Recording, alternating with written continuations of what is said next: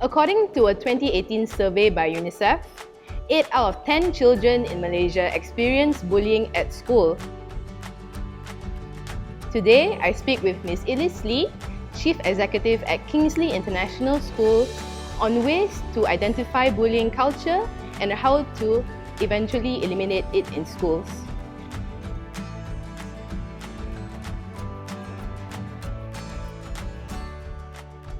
Ms. Ellis, very good morning to you.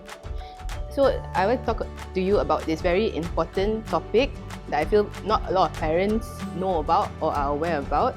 So the first question would be, in your own words, how would you define bullying? Bullying is when a child who is stronger in nature will intimidate a child who is weaker in character, taking on fighting in school or in all forms of bullying. And what makes someone a bully? A bully comes along when he or she is full of anger and they have been mistreated either at home or anywhere else, and they feel that they are left out or neglected, and they do not have pastoral care or the counseling that is necessary to ensure that their needs or their anger are released. You see, so they take on to bullying, and they will normally seek out their victim, usually in school. And what types of bullying are there? You will find physical bullying happens a lot with male students. You also have social bullying. They will seek out their victims by slandering, by rumor mongering, and there are what we call the cyberbullying. Yes. And cyberbullying is very, very widespread now because of technology. Many other types of bullying, emotional bullying. Emotional bullying will be when they tend to intentionally or unintentionally cause hurt or harm to another students by intentionally segregating or separating, forming cliques. So it's very manipulative. Yes, it's a very manipulative type of bullying. How does a bully identify their victim? A bully will identify the students who are weak in character, who are usually long ranger. They look for moments when the victim is at her most vulnerable. And for victims of bullying, what measures can schools take to help them?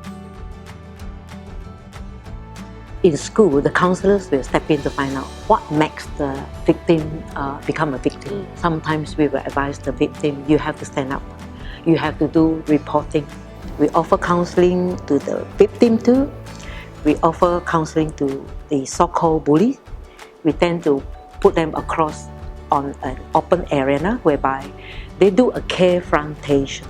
They will put across their grievances. I see. Okay, and in this way, sometimes they tend to forge greater relationship.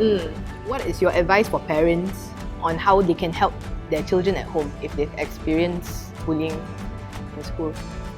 To the parents, we tend to tell them that you have to speak to the children or the child that is being bullied. Spend time with them, encourage them at home. Let them think of ways how they can be involved in the activities so that they do not come to school feeling that I'm going to be bullied again. Do you think a school can be free from bullying? No. Bullying is anything, everything. A child grew up not knowing that whatever they do could be wrong, like taking a pencil from the friend without asking permission. They tend to think that they have the right to do it.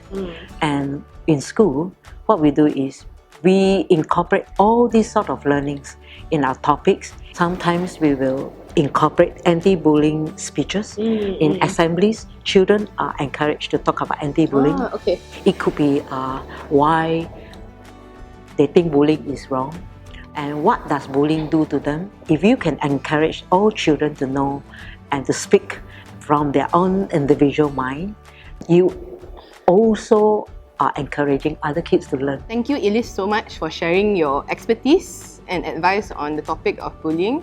And it's good to see a school take bullying seriously and take measures to help students in a very constructive way.